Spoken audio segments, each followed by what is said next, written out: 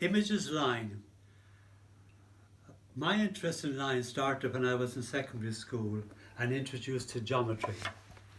This was followed soon after by my awareness of how important it was to be able to read lines of music when playing drums with the Beatles tribute school band. Of course, at school, it was of global importance to know where the try line was and how one might cross the line when playing rugby. This notion of crossing the line found further application in later life when discussing religion, politics, and inappropriate sexual behaviour. As a teacher and theatre director, my relationship with line was further enriched when considering sight lines for actors and audience. When discussing scenes, the emotional lines and the narrative lines were continually examined and challenged. Actors were often required to present the essence of a scene in 2, 3 frozen group images.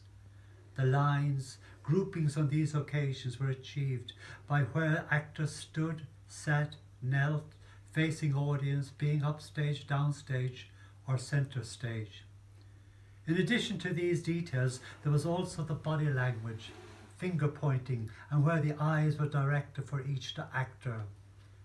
Most recently, having completed a fine arts honours degree, my engagement with line was extended through my studies of painting, sculpture, film and photography. In these disciplines, lines can be applied to create balance, rhythms, contrast, distortion and conflict.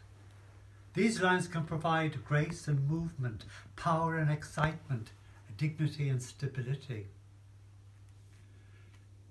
The process in producing this book has been an endless series of editing material from thousands of files and images to bring these pages before you. Creating a book with a diverse range of images in terms of size, shape, colour and composition can be a very demanding challenge. I was delighted when my lifelong friend Vincent Quirk offered to take on the design of the book. His technical ability and flair for problem solving have been very reassuring. Thanks.